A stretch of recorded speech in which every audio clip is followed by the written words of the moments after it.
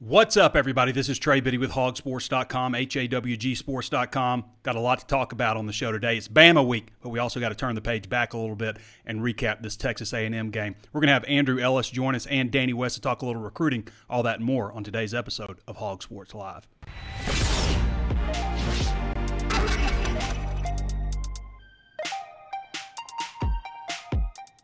Before we get started, I want to remind you there's plenty of ways to watch and listen. You can always tune in on Facebook Live. Be sure to follow the page if you haven't done so already. Also available on YouTube. Be sure to subscribe to that channel. Hit the notifications bell so you're alerted anytime we upload new videos. And throw us a like on the video if you're enjoying it. Share the content on either of those platforms. Also available on Apple Podcasts, Spotify, Stitcher, anywhere else you think of to find your favorite podcast. Throw us a 5-star review on Apple Podcasts right now if you haven't done so already. Leave a review so others know what to expect. And Hog Sports is just $1 right now for your first month, or 30% off for your first year.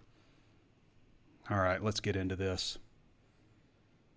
If you didn't watch the walk and talk, you should go back and watch the walk and talk. But we'll recap some of that stuff. First of all, a couple of housekeeping things. Arkansas dropped significantly in both the major polls, 19th in the USA Today Coaches Poll, 20th in the AP poll. The ESPN FPI doesn't even have Arkansas ranked. Some of you think that's a major overreaction to missing a field goal at the end of a game and losing by 2 points to a top 25 team in a neutral site. I think part of that is probably combined with the way they played against Missouri State at home. Probably a little bit of both in that drop. So not totally unfair. And if Arkansas loses to Alabama, it's not like they're going to be like, oh, Arkansas lost to the number 2 team in the country. Let's keep them where they're at. They're probably going to drop them outside of the top 25. They'll feel like other teams are more deserving. We'll get into that Alabama game here in a little bit. Kickoff time for Arkansas-Mississippi State has been announced. 11 a.m. That messes up my flight plans, RD. Messes up my flight plans. So 11 a.m. kickoff, that's probably a good thing for Arkansas, though. Mississippi State's one of the places that I don't like. I actually like the press box area, especially when the weather's warmer because it's open-air press box. But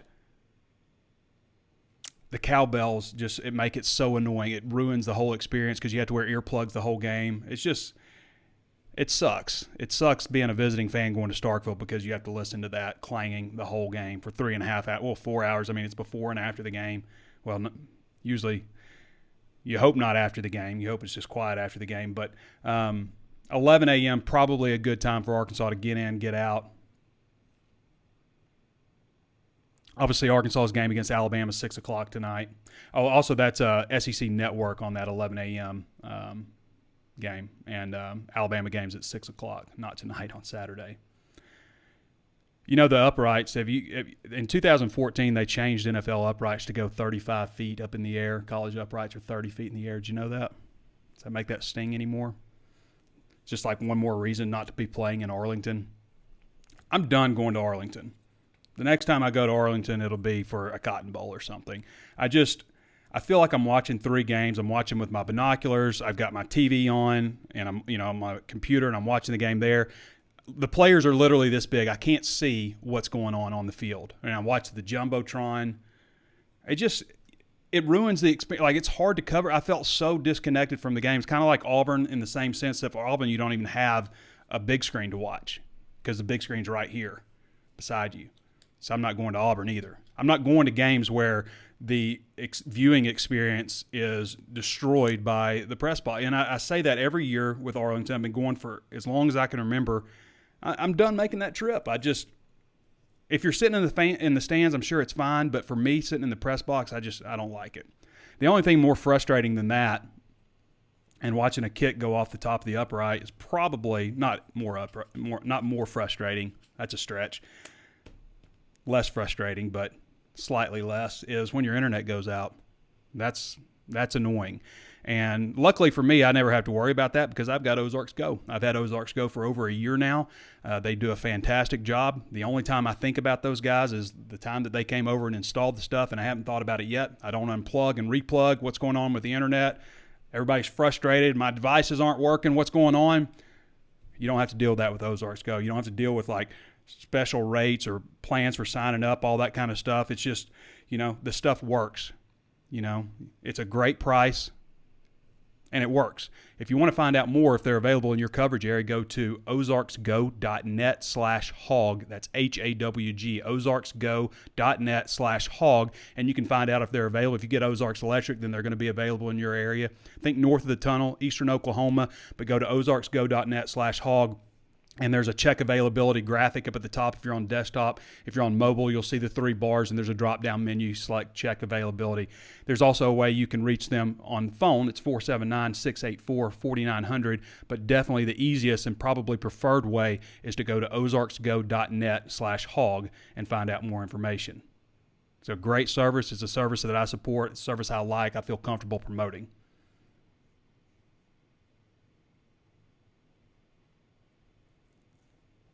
The official depth chart is released for the Alabama game also. We're going to dive deep into Texas A&M. Don't worry. We're going to get there. But we're gotten to the point of the season. It's week 5 coming up. Depth chart hasn't changed. Doesn't really accurately reflect what's actually happening out on the field. I haven't seen any major changes with that. So, a last look. It annoys me, just like I said on the walk and talk, for people to be talking the way they have against Sam Pittman. I get it. It's emotional. You're emotional. You hate losing. Everything's pathetic, inexcusable. I do think it's interesting that, we go into this season and, Vegas has Arkansas at 6.5, 7.5 wins. We all my guys and me included, we had Arkansas with at least 9 wins. Danny went with 10 wins.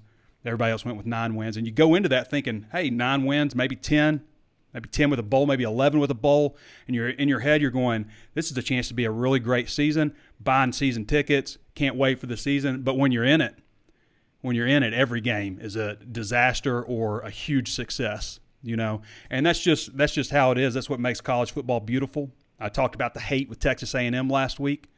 That's beautiful also. The roller coaster ride of college football, the ups and downs, and it sucks losing. I get it. Trust me, I'm right there with you. There's nothing worse in college football.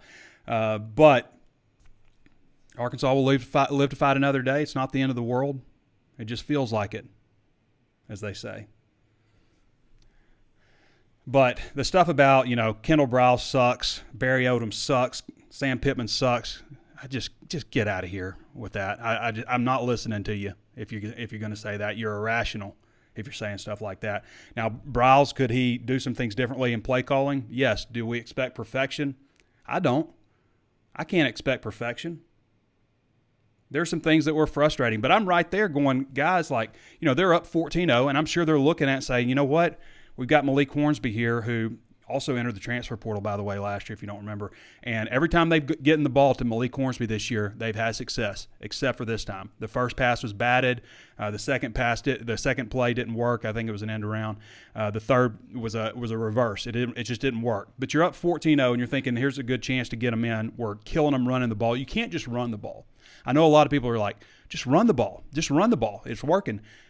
No, you can't just run the ball. And, in fact, Arkansas had a lot of success on some passing plays. There were some plays where they had to throw the ball and converted some key third downs. And the drive stalls if they just run the ball. So you have to mix it up. You have to, and in Arkansas's offense especially, I think it's important to set up the pass with the run. Now, the Malik Hornsby stuff, sure, I can agree with you. Maybe that was ill-timed. I think it probably was a little ill-timed. It was ill-timed, okay? But I don't think we can expect perfection, and I don't think we should be like, this is the point where Arkansas lost the game. I'll tell you where Arkansas lost the game. It definitely hurt.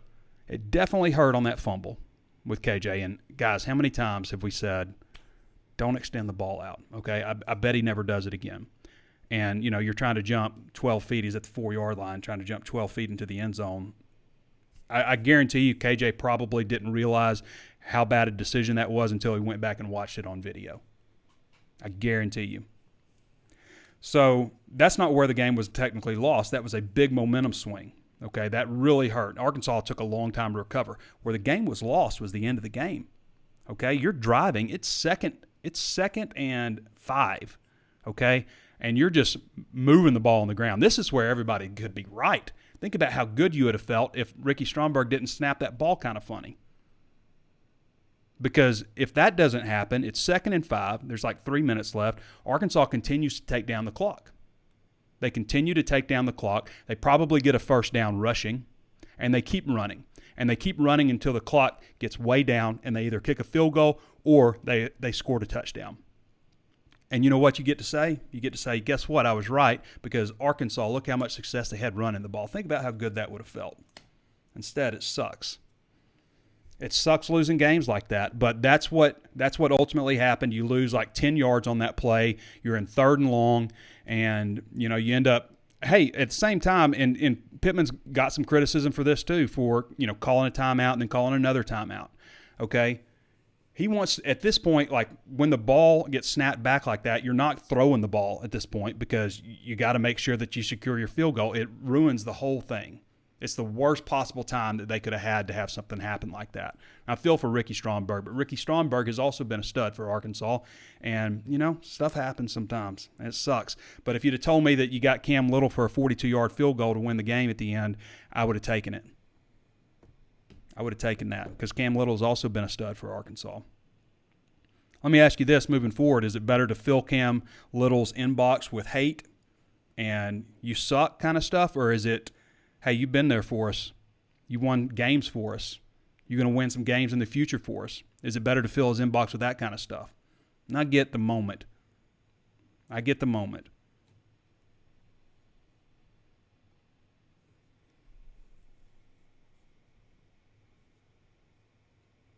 The season's not over. There's still a lot to play.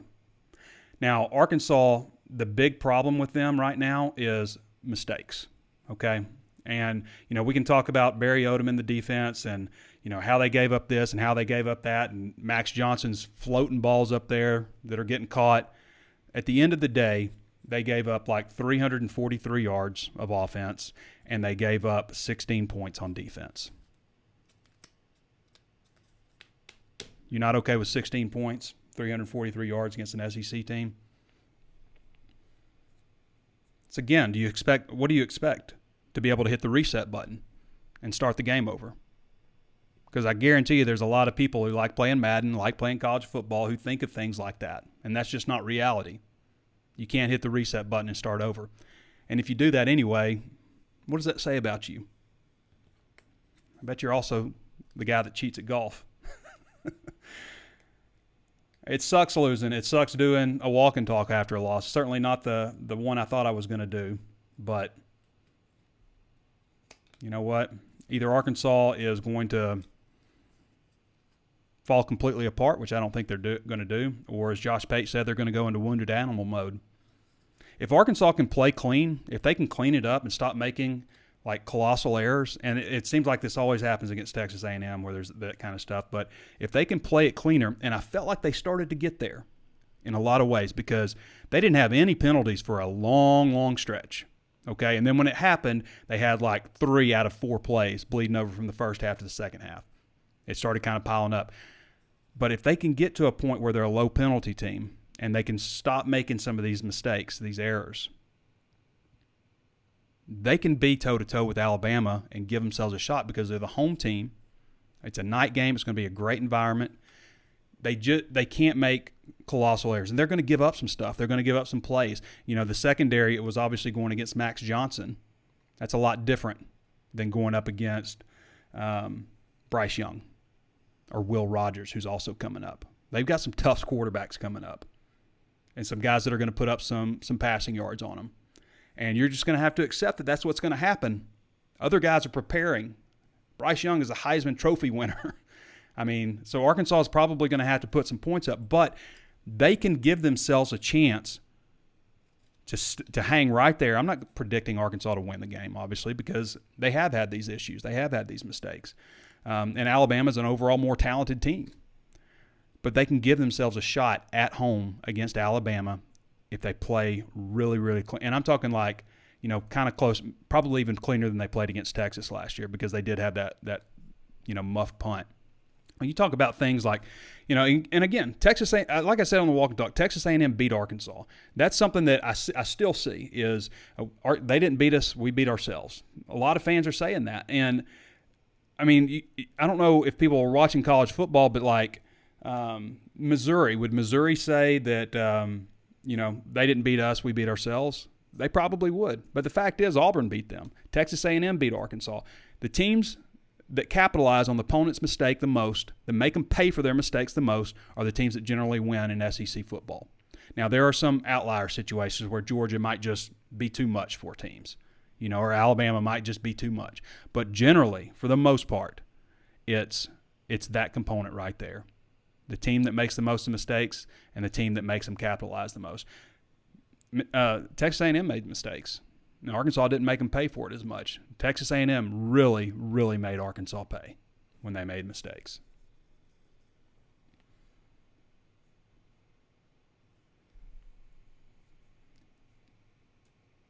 I've been saying, as much as I want to say, how many times have I said don't extend the ball out, I could also say how many times have I said get Malik Hornsby the ball. Let's see Malik Hornsby more, and that just didn't work out, And I'm sure a lot of people that were complaining about the timing that it was done was also saying, got to get Malik Hornsby the ball, got to get his speed out there. The A-chain run, the long run that went for 62 yards, that's just Drew Sanders coming on a blitz. It was just bad timing on that. They're both in the same gap, and this dude pops it out, and, he's got elite speed. He's a world-class sprinter. He's an All-American at least, near world-class speed. So that was unfortunate. That's why teams don't blitz every single down. And Arkansas has been bringing a lot more pressure than they have in the past, and it's paid off more times than it hasn't. This time it didn't, and they gave up a 62-yard run. Blitz is a gamble. You would have liked to seen Arkansas capitalize here and there on some of those floaters that Max Johnson. He's getting near assaulted and just lobs it up. I would tell any quarterback, never do that. And, you end up getting Evan Stewart catches the ball while he's on his knees, and Malik Chavis is kind of sliding past him. The Donovan Green catch for 16 yards and a first down on third down. The ball was up there forever. And there was another one that was just that much out of bounds, just a hair out of bounds. It was almost a catch. Arkansas didn't pay for the muff punt with Bryce Stevens. They didn't capitalize there. That was that's another thing that could have swung the game completely around at that point. And that was pretty early in the game.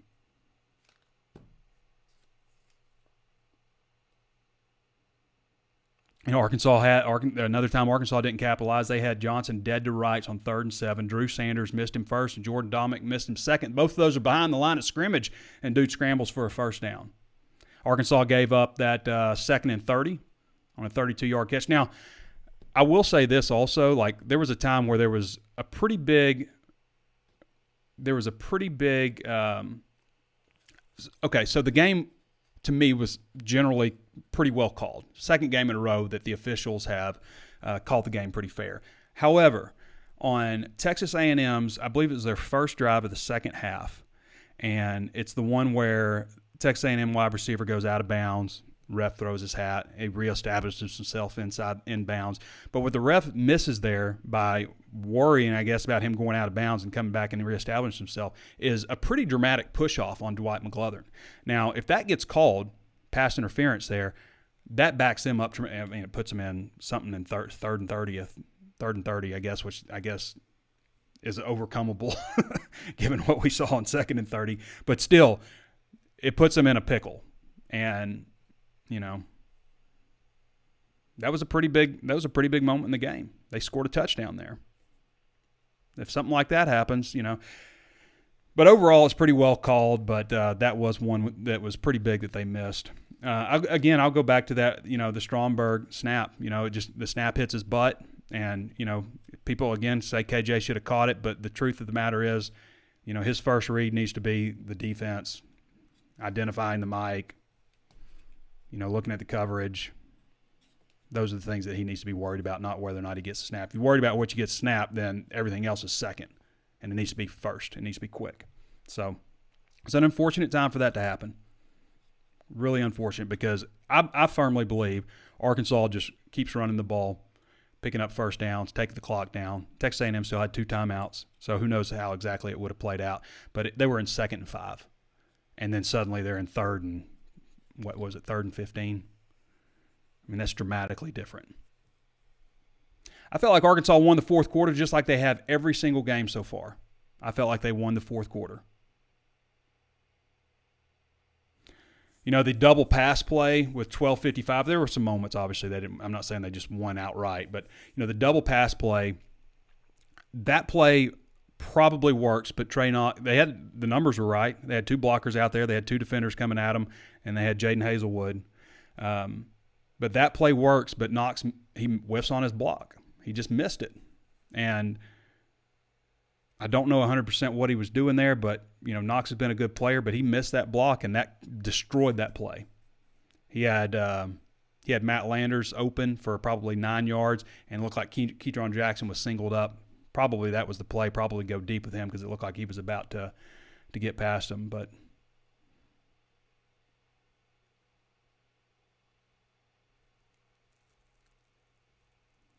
let's see what else. Miles Slusher, good to see him back. I thought he ran the ball I thought he ran the ball. I was reading my next note. It was on Dominic Johnson. Miles Slusher, I thought that he really showed up in the first quarter especially. Had a nice pass breakup on 3rd down, tackle for loss.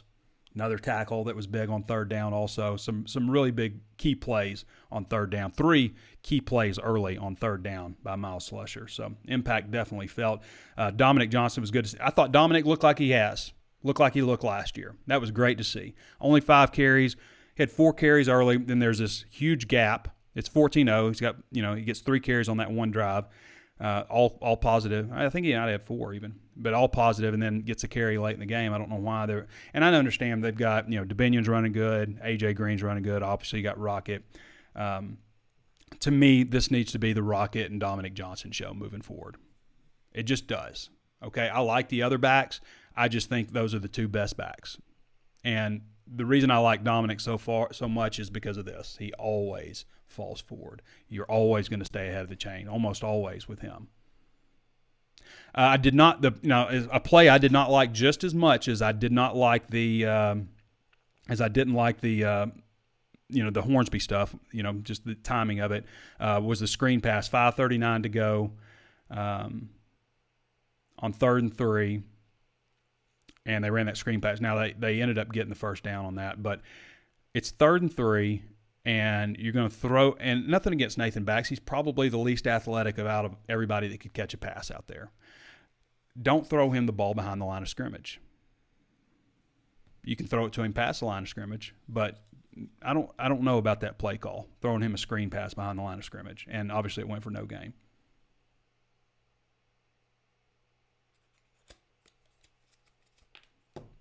That's it, guys. That's A&M in a nutshell. Support this team, though. I think they deserve it. I think for what Sam Pittman has done in a short amount of time here at Arkansas, and I've said this before, your reflection point should not be 2019, 2018. That's not the reflection point of comparing Arkansas's success currently to something else. That's not Arkansas football. That was a bunch of BS is what that was. Do not compare that. However, it wasn't that long ago that was Arkansas football. Okay? Sam Pittman deserves more. That's my opinion. Stay positive. Don't expect perfection. Support the team. I promise it'll work out better in the long run. We're going to go to Andrew Ellis. My man, Andrew Ellis. Andrew Ellis has been with us for a little over a year now, does a great job. We'll get to Danny West right after that. Those of you who don't follow Andrew, you can follow him at Andrew Ellis247 on Twitter. And covers all sports for Arkansas. Andrew, how you doing, man? I'm doing good, Trey. How are you? I'm doing good. You got some basketball stuff today, right?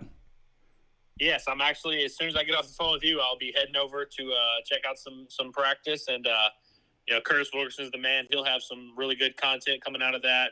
Get a chance to hear from us. We'll probably have some good stuff coming from the first official day of practice. Andrew, I want to get your thoughts on the football game. What are you thinking? Just like fire everybody? Fire Browse? You're one of those guys? Everybody's got to go? I'm definitely not there. I will say, this game reminded me a lot of those 2014 and 2015 games that the Razorbacks lost while Brett Bielema was the coach, where you just got the feeling like Arkansas was the better team and they should have won. And there was just so many weird plays that happened. And I think about the Dan Skipper weird, penalty that wiped out a Jonathan Williams touchdown run. And there was just like so many. It's like one of those games where it's like, man, Arkansas is a better team. How did they lose that game? This game reminded me a lot of those. Yeah. And that's not to compare. I think this Arkansas team is better than both of those teams, actually. And so it's just a weird, frustrating game to watch. And this is the type of game that if you're an Arkansas fan, that probably is going to sit with you for a while. But, I'm glad that you mentioned the season predictions and how, when we go into our season predictions every year, we try to sit there and do the best we can at forecasting games that are, months away and stuff like that. And, you probably think Arkansas is going to win a game they probably have no business winning, and they're probably going to lose a game they have no business losing. Mm-hmm. And, as much as it sucks to say, these things just kind of happen, We all thought Arkansas was going to win this game. I think if you check it, A&M sites, whatever site you want to go to, a lot of them didn't have a ton of confidence in this game either. I think most people would agree Arkansas is the better team. It just didn't work out that way. It's just a weird game, and that's just college football for you, and that's life for you. But it's going to be – I'm definitely not on the fire everyone train. It is what it is. But, the thing that probably makes it the most frustrating thing for me at least is I'm not convinced Arkansas lost to a good football team. Yeah. A&M obviously has a lot of talent, and, that they're better than they've showed to this point. But a lot of the things that I thought about A&M coming into the game, I still think. Their offense didn't push the envelope much at all. I mean, I know A-Chain had a nice run there, and, they were able to convert on some third and longs. But like you mentioned, it just seemed like all the success they had on offense, it seemed unsustainable. It just didn't seem like they could consistently get drives going together. And it seemed like Arkansas could kind of move the ball. Anytime they didn't do something stupid, it seemed like Arkansas could move the ball kind of whenever they wanted to. So it's just one of those like classic, horribly frustrating Arkansas games. Mm-hmm. But, it is what it is. And, it's going to be interesting to see how this team responds. I think that in some ways it did feel like kind of those Bielema years where it just always seems like something goes wrong and, Texas A&M turns the tide and races back or something. Because, out of those 10 losses over the last 11 years, that's now 6 of them that have been decided by a score or less. And obviously, 3 of those went to overtime, and they were all losses for Arkansas, which is just – it just makes you hate those guys even more. The difference, I think, maybe for this one with Pittman versus, some Bielema, Bielema have tried to set up a long Cole Hedlund field goal, and Pittman, even though he's got Cam Little, he was trying to go score, and it was just an unfortunate situation with a bad snap that just totally blew up those plans. But Pittman wanted to put it in the end zone at that point and make A&M have to score a touchdown to beat them with, very, very little time left. And I think that probably would have gotten it done. Now, even if it didn't, I think they would have been able to take the clock down and kick a field goal with a guy who's generally money, especially if you're inside 40 yards. I think that that definitely would have happened. So now, and for me, I like your point that you made about the season predictions also off of my good point about season predictions, because early in the season, I don't know what I was thinking, but I predicted Arkansas to lose to Auburn just because of the crap that always seems to happen down there. But here's A&M and, the crap that always seems to happen in Arlington. But I was thinking, what was I thinking with TJ Finley as the quarterback? Arkansas is not losing to TJ Finley and Auburn, in the situation they're in. So this kind of, in a way, replaces that game for me, because I was just picking, I pick a game that I think that maybe they shouldn't win, that they will win, and then a game that they shouldn't lose. Auburn was that game for me that I had them losing. But I kind of feel like maybe this Texas A&M game replaces that. I still think the 9 wins prediction that I have, you had also, Curtis also, I still think that's very much on the table. No, I absolutely agree. Like, I said it last week after the Missouri State game. They're like, this game doesn't really change a ton for me in terms of like how I view this team. Obviously, they need to, they need to avoid having really bad things happen to them. And, there's some penalties and, taking care of the ball and stuff like that, things they can clean up. But it's like this Arkansas team, I still feel is every bit as good as, we've thought they were. And I think that everything they want to accomplish is still right in front of them, starting with this weekend. Mm-hmm. It's just a matter of going out there and doing it. And, we'll see if they're able to kind of flush this and move on, and we'll get the better version of Arkansas moving forward. But, it's going to be interesting. But, I definitely don't think that, it's time to completely reevaluate the big picture and try to make all these proclamations of, oh, now this team's going to go 6-6, and now this is an issue. All of a sudden, you lose one game, everything that hasn't been an issue leading up is now all of a sudden an issue. And it's just so funny how college football works and how these things work out. Because if you think about it, if you're in a goal-to-go situation in college football and you're on offense, is there any quarterback in college football you'd rather have than KJ Jefferson? Probably not. Not many. And it just worked out this way where on first and goal he got a little antsy and decided to try to. And like Pittman, I liked what Pittman said actually, where he said he doesn't think it's like a huge problem. He's trying to win the game. Mm-hmm. Was it a bad decision? Absolutely, but it's just a thing that happens. These are college kids. This is what happened. And same with Cam Little. I mean, is there a kicker you would rather have with a 42-yard field goal? Maybe you could line it up a little better or whatever, but 42-yard field goal with Cam Little kicking it. There's probably not too many kickers you'd rather have. And you want to take a step further, are there many centers you'd rather have than Ricky Stromberg snapping the ball on a last-minute drive? It's just very unfortunate for Arkansas that these things worked out that way. But I definitely don't think this is, the type of game or the type of situation where we all of a sudden need to reevaluate everything. And, it's funny is a lot of the things that we were worried about with the Razorbacks coming in, they seemed to clean up pretty well. I mean, there weren't a ton of huge explosive plays, just chunk plays in the passing game. And I thought Miles Slusher, Pittman talked really highly of him today. I thought he looked great in his first game back. And, the secondary, obviously, still going to be kind of a work in progress moving forward. But, the reasons that we thought Arkansas might struggle just really weren't the reasons. They were able to run the ball. They were able to kind of do a lot of the things they wanted to do. It just didn't kind of work out in their favor. And It's going to be very interesting to see kind of, obviously playing Bama, you can't put too much stock into the result because Bama is Bama. But it's just going to be interesting to see how this team looks Saturday. If they come out with their hair on fire and really kind of try to bring it to Bama. And I think we'll be able to tell pretty early whether or not this team is focused, locked in, and just kind of the way they play. And, if you get the best version of this Arkansas team and you're in an environment in Donald W. Reynolds Razorback Stadium, it's still a very interesting game with Alabama. And so we'll see if we get that this weekend. But, yeah, it's going to be interesting to see how this team responds for sure. Absolutely. I think you're absolutely right, and I think you make some good point about, some of Arkansas's very key players that you wouldn't trade for just about anybody. And, those are kind of the guys that, just made mistakes. It just happened to happen all in the same game, and you normally don't get that from them. So, with Alabama, I think Arkansas probably got as good a shot as they've had in a number of years to possibly take them down. I think they've got – I'm not saying they should be favored or anything. They're 16.5-point underdogs. I just think that they've got probably the best chance that they're going to have. So I'm going to let you go, though, Andrew. I know you've got 15 minutes or so that you got to be over there. So, 25 minutes that you got to be over there for basketball practice, and want to get some good content from you. So appreciate you joining us. Unless you got anything, add real quick. No, I just quick plug for all the brilliant basketball coverage is about to come from Curtis, and I'm going to try to do what I can in that department as well. And then also for anyone, I love to plug my baseball when I get a chance. This Friday before the Alabama game, anyone who's coming up to Fayetteville for that game, they're hosting a thing they call the Fall Classic at 6 p.m. in Baum-Walker Stadium. They're inviting fans to come out. It's free to attend. There's no reason not to do it. If you're bored the night before the game, they're going to have concession stands, get a look at the team. And if you can't make it, I'll have a good story out of it, and you can read all that on HawgSports.com. Thanks for having me on, Trey. All right, Andrew. Appreciate you, brother. Great job. All right, everybody. That's Andrew Ellis. Again, follow him at Andrew Ellis 247.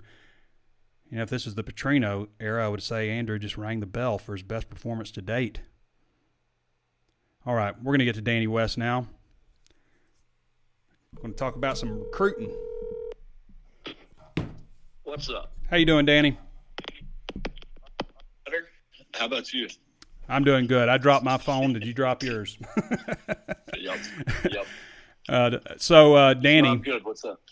Well, Arkansas obviously lost to Texas A&M. Want to get your quick impressions on that and just what you think looking to next week against Alabama this week. The game reminded me of every Southwest Classic between 2014 and 19. Mm-hmm. It seems like a movie that you've seen over and over again. Arkansas comes out ready to play, loses momentum, can't get it back, and then they come up short. In heartbreaking fashion. We've seen it time and time again. Last year, fortunately for Arkansas, was a different story, and I thought it would be again. And still, if they played again this week, Trey, I'd still pick Arkansas. I think if they played 10 times, I'd pick Arkansas to win, maybe 7 of them. Maybe more. Who knows? But I stick what I say, Danny. I still think that Arkansas is 2 scores better than Texas A&M, even though they lost. I feel like they played them again, then they would beat them by a couple of touchdowns. Yeah, I made a couple of predictions last week that unfortunately bit me pretty hard. I said Miami struggled to finish with touchdowns on their drives. They had no trouble driving the ball, getting up and down the field, but they were coming away with field goals or the lack thereof. And then I felt like Arkansas would. So when I see they get down to the 3 and fumble and it goes the other way for a touchdown, that one came back to haunt me. And then I also made a pick on Friday morning on 103.7 that I said Trey Knox was going to be in for a really big day against A&M. I think he had 1 catch.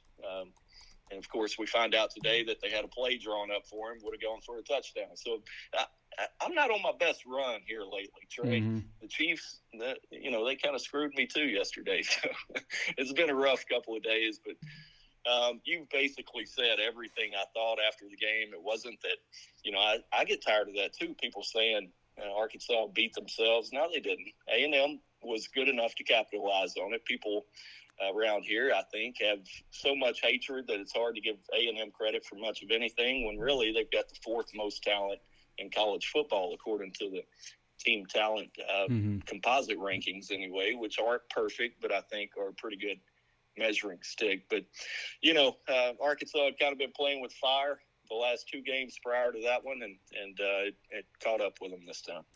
Danny West joining us again. Danny, I still don't even have your graphic of it. We got Andrew Ellis on here. That's not Danny. Lord, no, that's not me at all. All right, we got you straightened out now. You get a little more credit than that. Hey, Andrew just rang the bell. He had a good segment. Did he? Yeah, he had a good segment. He always does. Yeah, I thought this was his best though, and so far you're off to a good start. We'll see though. Danny West joined us at Danny West 24/7 on Twitter. You can follow him. Most of Danny's content is VIP, so you need a VIP subscription at HawgSports.com, HAWGsports.com. Just $1 right now for your first month.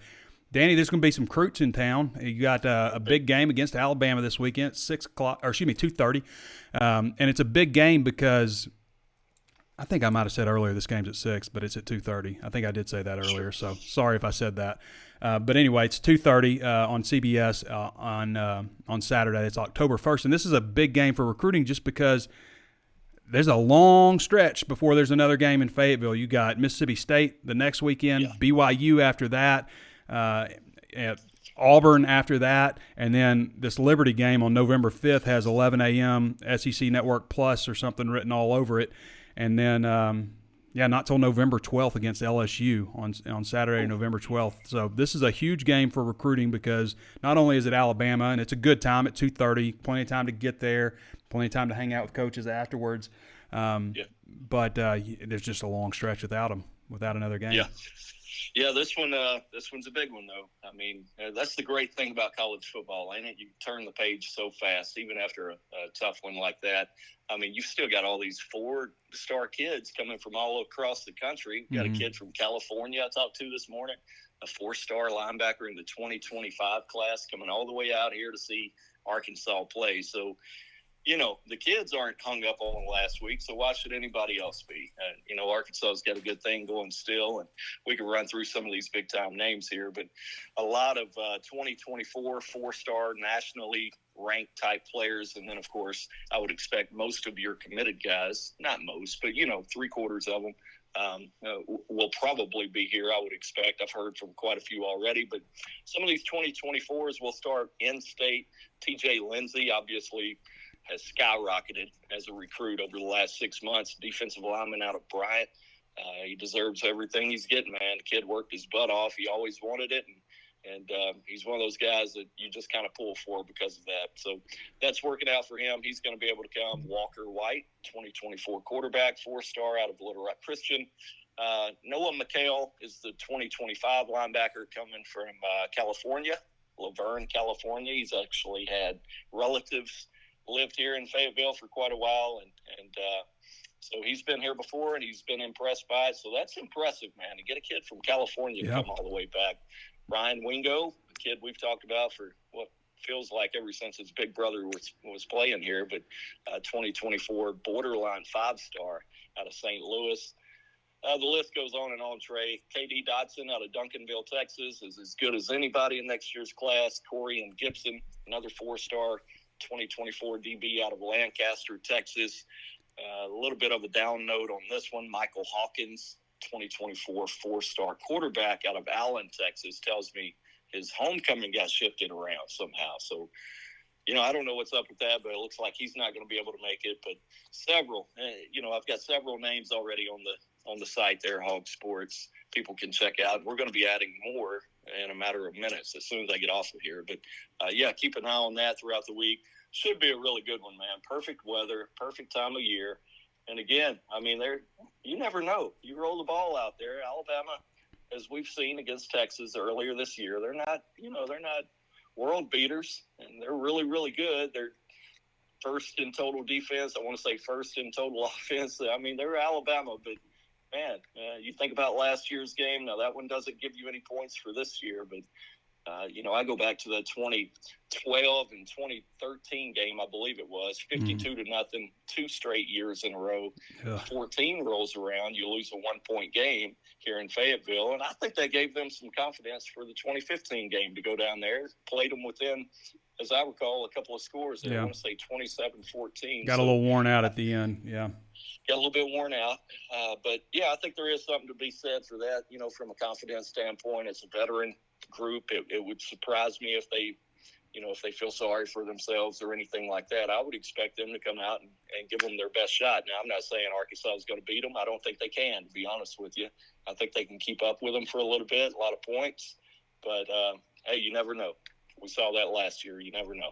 That's why they play the games. All right, Danny. Appreciate you, brother. That's it. You got it, man. All right, everybody. That's Danny West again. Follow Danny at DannyWest247 on Twitter, and has done a great job with us for, as long as I can remember now. He's been with us for a really long time. Let's appreciate Danny West. Now, Danny is also a believer in Ozarks Go. Danny has Ozarks Go internet, and I can guarantee you he's not putting up with anything that's below perfect, and that's what Ozarks Go has been. It has literally been 100% perfect for me since I had them installed over a year ago.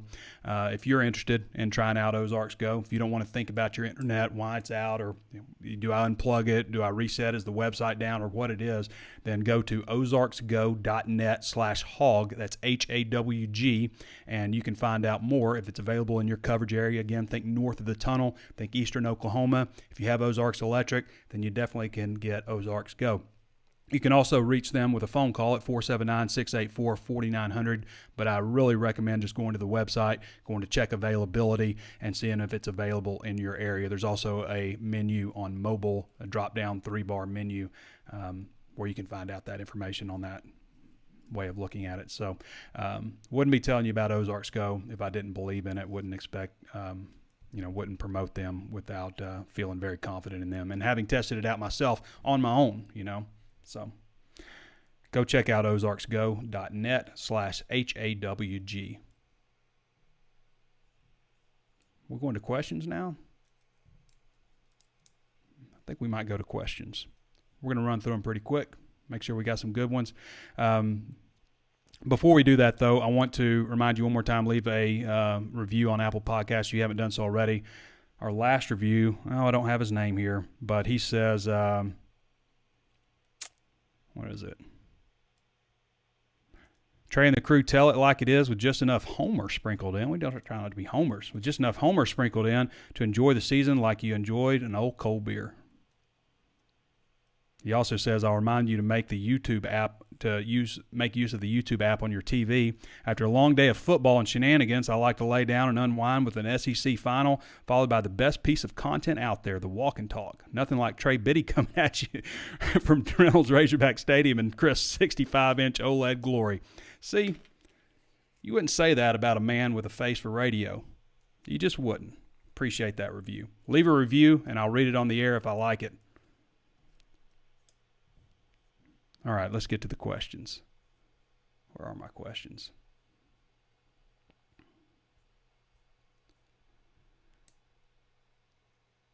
No turnovers forced in back-to-back games. We've got to win the turnover battle. I think you'd say they're due. right? I mean, I think you'd say they're due. Dustin Hoofman says, I like the way the players handle themselves. That comes from great coaching. They expect to win, deserve to win. I think Arkansas, again, I've said it. I said it in the preseason. I say it now. I think they got a really, really good team. I just do. It's a tough league. You can't make mistakes like that. You can't make mistakes like that in the SEC and expect to win. Now, the secondary may look a lot better than they did, even though people are complaining about the defense that gave up 16 points. The secondary maybe look a lot better, but they're about to go against some genuine studs, like some guys that are probably going to be playing. I know Bryce Young is, and I think Will Rogers probably will be too. I think the BYU quarterback's pretty good as well.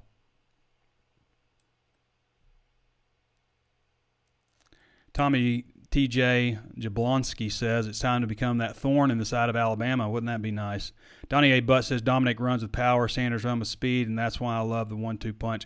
Everybody knows I'm a big fan of Dominic Johnson. I think that he is, if he's not the best back on the team, he's right there with Sanders, maybe for different reasons. Sanders has that home run ability, as we saw in the Missouri State game. But, man, Dominic, he just falls forward. It just allows you to do so much on offense with a guy that can continually fall forward. Dominic gets north and south so fast. He's just a tough tackle.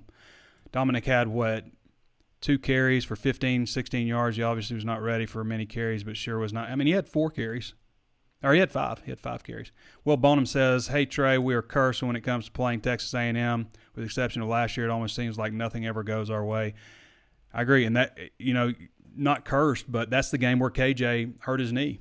He wasn't quite the same the rest of the season from a running standpoint. But that's the game where he hurt his knee, even though Arkansas won 20-10. Michael E. Ashcraft says, get rid of the white helmets. I'm going to agree with you, Michael. I'm not a big fan of the white helmets, okay? It doesn't mean that, my opinion matters as much as the kids' opinion and recruits and stuff. My personal opinion is I like the standard road, red helmet, white on white, white shoes.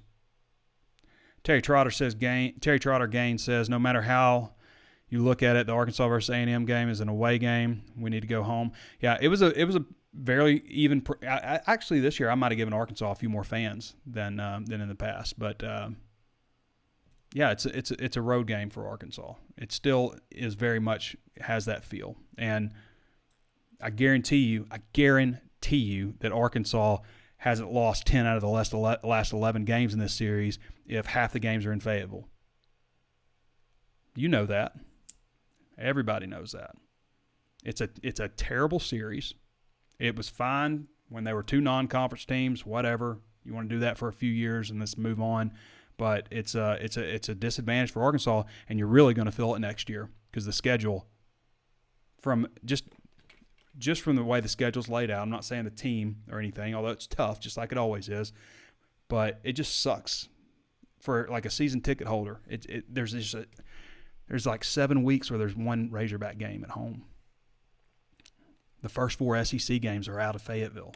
I talked about that last week, so I'm not going to rehash it, but I'm just going to say this, and you got to love Jerry Jones and everything that he's done for Arkansas, but I don't like that stadium. I just don't like the layout of it. It feels too big. It feels too spread out, too wide. I don't know. It just doesn't feel like you're about to watch a football game.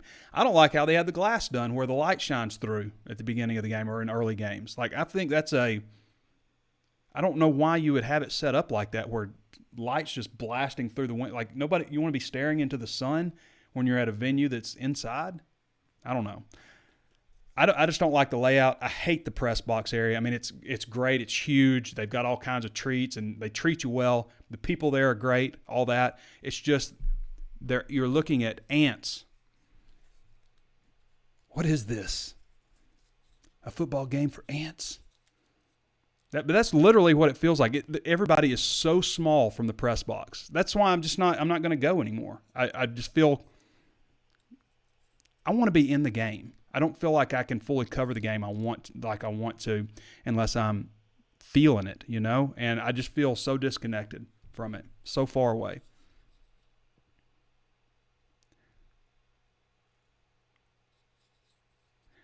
Arkansas beating Bama is going to be that win you didn't think would happen, Trey. Thank you, Justin Williams. That would be wild, wouldn't it?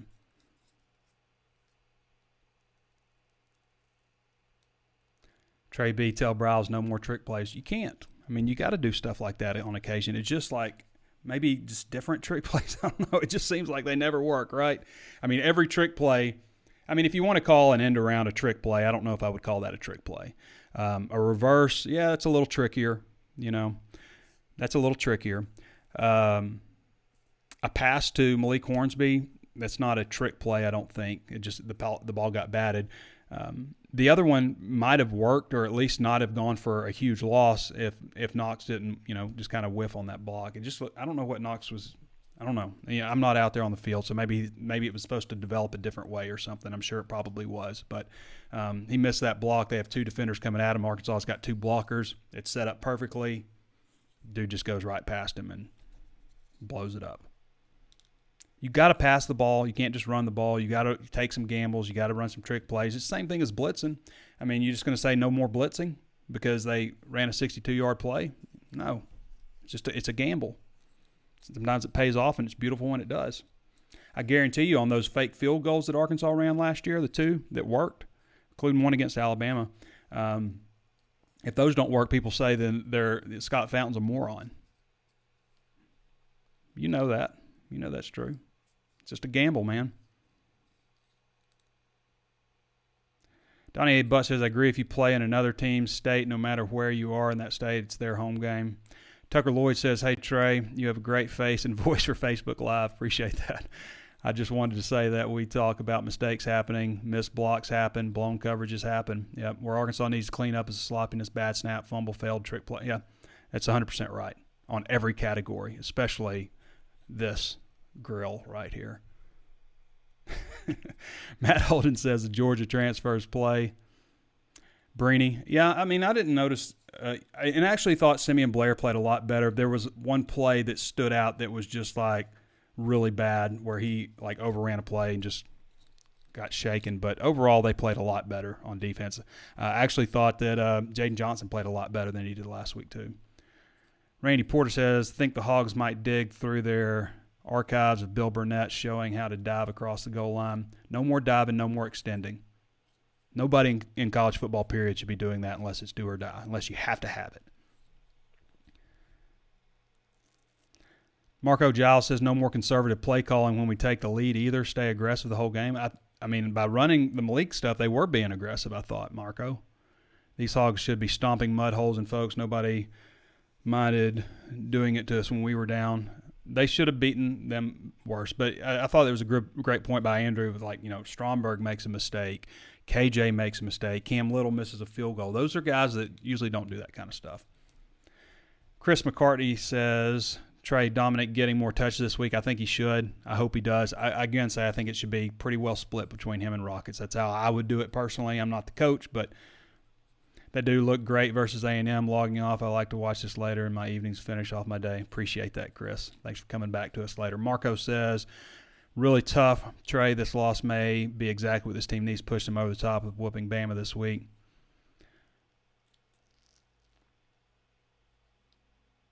Let's see.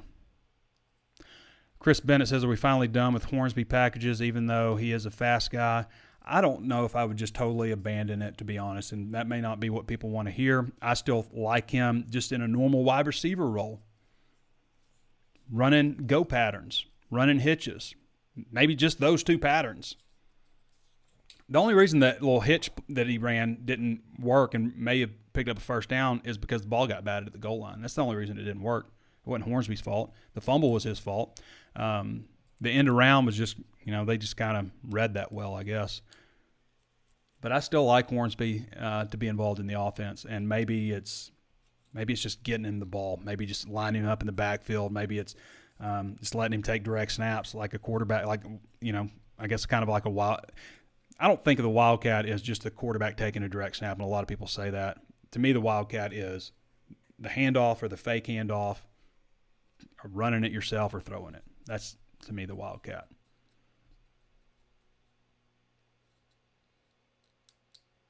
Hey, Trey, are we cursed when it comes to playing Texas A&M? It feels like it, with the exception of last year. It seems like almost nothing goes our way.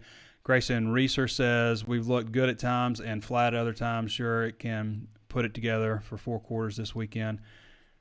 I mean, really, the third quarter was just like coming out. Arkansas has struggled really bad in the third quarter. They've got to get that figured out. Something Pittman talked about today.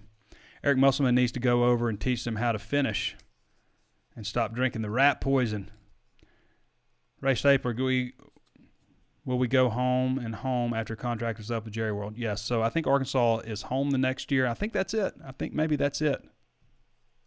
I mean, Texas A&M has to do another one, so at least 2 more years, I guess. I think that's it, though. I believe Arkansas can hang with Bama. It's at home, and here's the deal with hanging with Alabama is you can't make those same mistakes because Alabama will make you pay. That's how Alabama gets everybody. They really make you pay for your mistakes. Like, if you make any mistake, they're going to, score a touchdown on it. It's just how they do it. That's why they've been so successful. Matt Holden says, I watched the game from the sky cam, and to me it looked like D. Johnson was stopping before contact. There was a time where I was thinking he would have been rocket running the ball there. He would have busted for a long while. I didn't get that at all, Matt. To me, I mean, he's falling forward. I don't think you fall forward if you stop before contact. I can go back and look at it or something, but that's not what I was seeing. All right.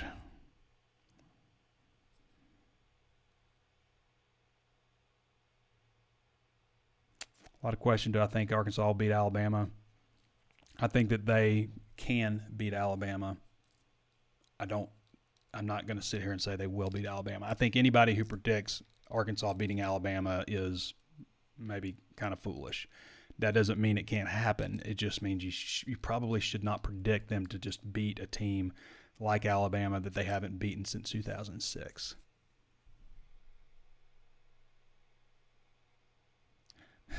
You want to see Dalton Wagner choke and slam some Alabama folks? The Undertaker. I've got him, the Spawn of Undertaker is my name for him. So I feel like this team has underperformed in every game. Yeah, I feel like they should have beaten South Carolina worse. I know they should have beaten Missouri State worse. Cincinnati, I think, has got a good team. So I don't know. I would say they just underperformed in that one, but maybe a little bit. Yeah, I think that's a good point, Tucker Lloyd. I think that's a good point. They definitely haven't put it all together. So Jared Eubank says need to get some of these highly recruited freshmen at DB play some. I really hate freshman D-backs. They cost you so much. So I'm not a big fan of playing freshmen at defensive back, especially not for a long period of time. So I'd probably disagree with that, especially right now. Maybe later in the season, you can start seeing that a little bit.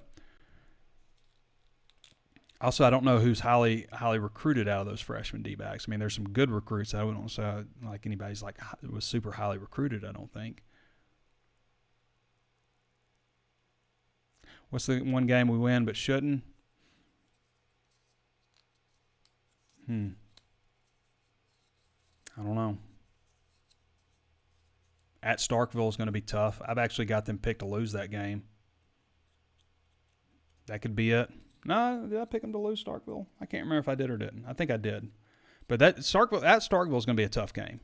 So that could be the one.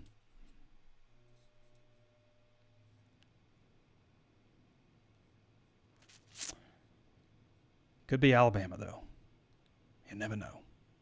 When are Texas and Oklahoma coming over? I think 2025. How much will that change the schedules? I mean, they're probably going to go to 3 permanent opponents, expand it to 9 games. They're definitely going to put Arkansas in the swamp. Just because 4 of the last 5 meetings starting next year, I guess, would make 4 out of the last 5 meetings have been in Florida. Isn't that ridiculous? Dominion needs more touches. A lot of people need more touches. Dominic needs more touches. Dominion needs more touches. A.J. Green, he ran well. He needs more touches. Is KJ scared to throw the ball or can our receivers not get open? I don't think that's the problem. I do think he got in his head a little bit after that fumble because he underthrew some balls, overthrew some balls. He's better than that. Justin Williams says Michigan ended the Ohio State streak last year at home, so it's possible that's a whole different animal. But it's a good point. Hopefully it happens. We'll see. All right, everybody. We'll be back with you guys on Thursday for the primer. And we've got a lot of content to go through the week. So you want to go to HawgSports.com, HAWGsports.com, just $1 right for your first month. And go check out Ozarks Go when this is over. If you haven't checked out Ozarks Go, see if it's available in your area. It's Trey Biddy stamp of approval with Ozarks Go Internet. Again, never had an outage. My personal experience, I've never had an outage. I've never had it slow down. I've never had issues. We're running Ozarks Go right now. This is streaming live. So I use a lot of internet, but even if you don't use a lot of internet, you still use some in this day and age. So if you're tired of your 21st century problems with your internet going out, go to Ozarks Go and don't worry about it anymore. All right, everybody. Thanks for joining me. Thanks to Danny West for hopping on and getting us filled in on recruiting. Andrew Ellis did a great job with his segment as well. And thanks to all of you for listening to the show, watching the show, our subscribers, those who take in our free content. We certainly appreciate all of you. Wouldn't be able to do it without you, even the ones of you that are a little irrational at times. We certainly appreciate all of it. All right, everybody. Thanks for joining me. This has been Trey Biddy with HawgSports.com, and we'll catch you next time.